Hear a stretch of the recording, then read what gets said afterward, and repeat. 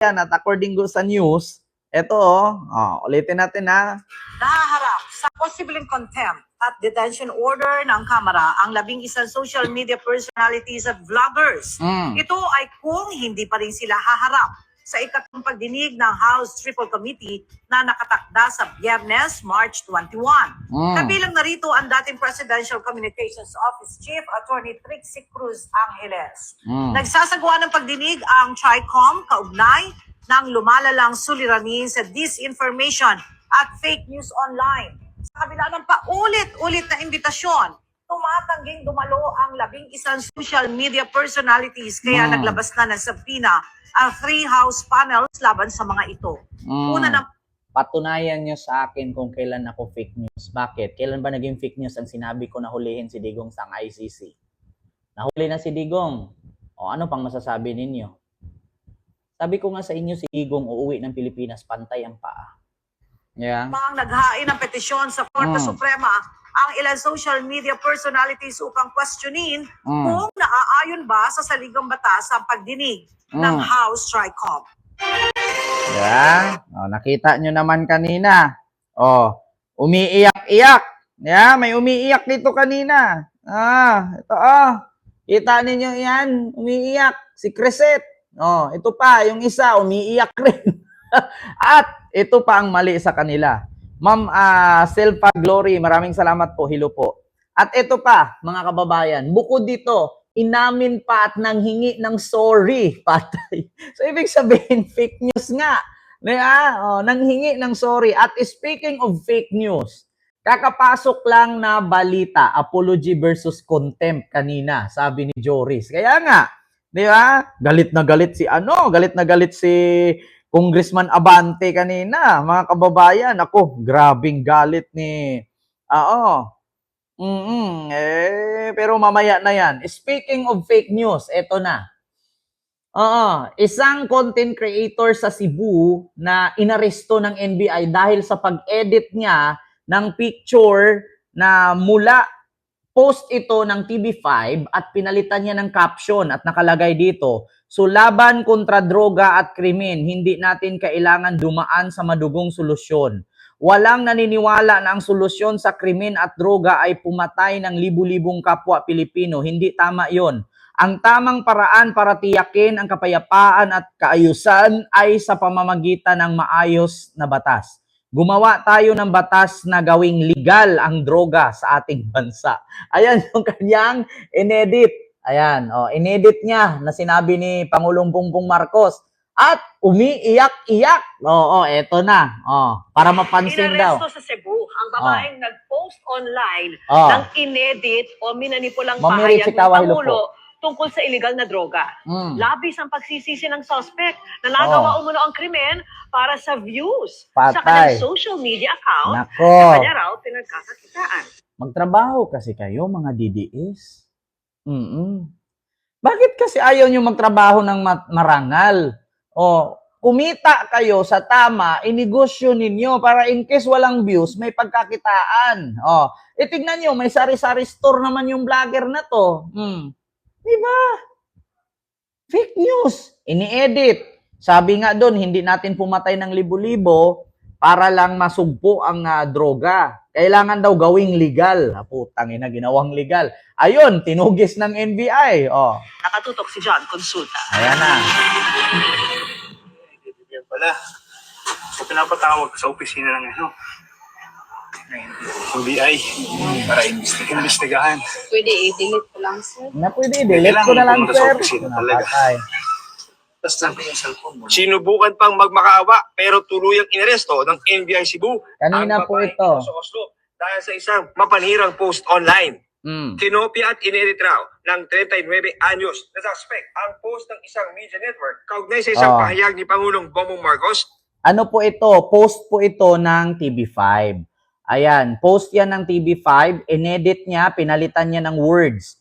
No, 'di ba yung gilid ng picture ni BBM may nakalagay diyan kung ano yung sinabi ni Pangulong Bongbong Marcos. Ang problema kasi diyan, inedit niya, pinalitan niya ng caption at sabi nga niya dito, ang tamang paraan para tiyakin ang kapayapaan at kaayusan ay sa pamamagitan ng maayos na batas. Gumawa tayo ng batas na gawing legal ang droga sa ating bansa. Ayan, oo.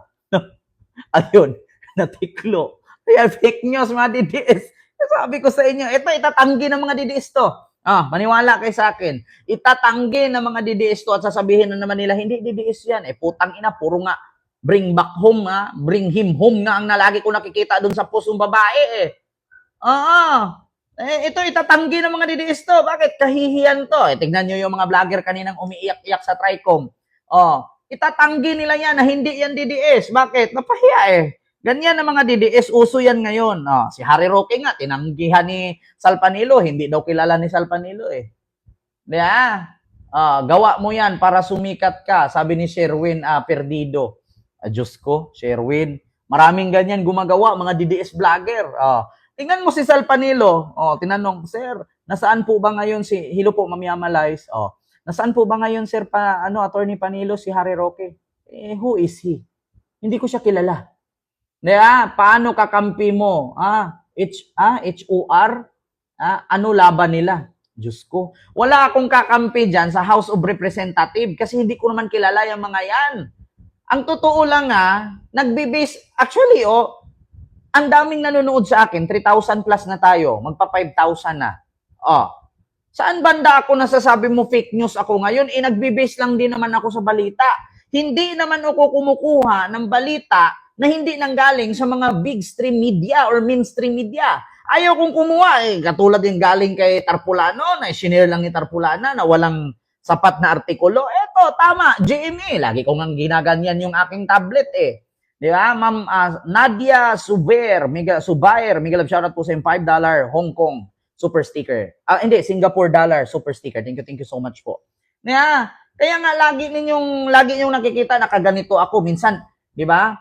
Minsan minsan sinasabihan pa nga ako, grabe naman yan, nagbablog ka, ang dami mong viewers, tapos ganyan lang ang setup mo. Hindi ko naman kailangan ng mahal na setup Aanhin ko yung mahal na setup katulad kay Banatbay kung puro naman fake news yung nilalabas.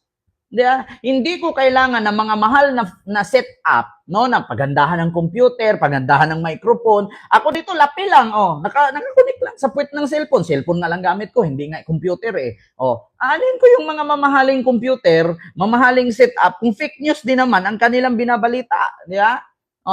Mas mabuti ganito, klarong-klaro at rinig na rinig. Network, kaugnay sa isang pahayag ni Pangulong Bongbong Marcos para baguhin ang mensahe nito ukol sa illegal na droga. Ito yung post in question. Legal na daw ang droga bago angry face na emoji. Grabe naman ka, Marcos. Ngayon, harapin mo lahat ng hamon kung makakagabalik ka pa pagkaluoy sa mga inosente. Tinrace namin with the coordination with the Office of the Director. Ayan Ayon sa NBI, nasa likod. nagawa raw ito ng suspect para sa views. So sa ginagawa mong ganyan, kumikita ka. Oo po. Pero maliit lang po siya. One centavos dollar lang po. Minsan wala ang Maliit lang daw kinikita niya, $1, 1 centavos dollar lang. Tignan mo, 1 centavos dollar kinikita mo, kapalit kulong. Ako, sa totoo lang mga kababayan, aminin ko sa inyo, pwede naman ako mag-set up ng mga magagandang computer. Pwede naman natin gayahin yung mga vlogger dyan na naka-computer habang nagla-live, siniset up, naka-play dyan sa screen. Pwede kong gayahin yun. Ngayon, ang tanong, bakit kailangan ko pang magpaganda ng setup dyan? Kung dito pa lang sa pagsabi ko, klarong-klaro naman. Diba? Hindi nyo ba naintindihan? Intindihan naman to ito pa, continue. So depende sa dami ng viewer mo, ang natatanggap mo na bayad. Ganun ba? po. Pero tinignan ko yun. Wala siyang dollar po kahit isang centavos. Tinignan daw niya. Wala daw dollar kahit centavos. Okay nang ina, pumapalakpak-palakpak kayo habang nagpo-post kayo, inaabangan nyo pa. Tignan nyo yung post ko. Katulad sa akin, di ba? Nagpo-post ako dito sa YouTube. Nagpo-post ako sa TikTok. Siyempre, tinitignan ko yan. Natutuwa ako pag umaabot ng 100,000 yung views ko. Natutuwa ako pag umaabot yan ng 1 million yung views ko. Bakit? maraming nakakapanood. Pero hindi porket natutuwa ako sa ka-fake newsan. Kasi lahat po ng piniplay ko dito, puro po yan may pinagkukuhaan ng source. Sa madaling salita, may resibo yan. Nakita nyo ba kada yaw-yaw natin dito, mayroon tayong hinahawakan, either itong cellphone or either itong tablet. Kasi hindi naman tayo dito magpo-content nang wala tayong topic. Hindi tayo katulad kay Maharlika na, oy, mga palangga, shootang inames, mga palangga. Walang pinapakita. Nakayaw-yaw lang. Minsan nagkakape, hawak sa kape. Tapos, tignan nyo yung ano dyan, yung director dyan, sa may Antipolo. Sabi niya, ang laki ng mansion dyan. Kurakot yan. Di ba? Sino yung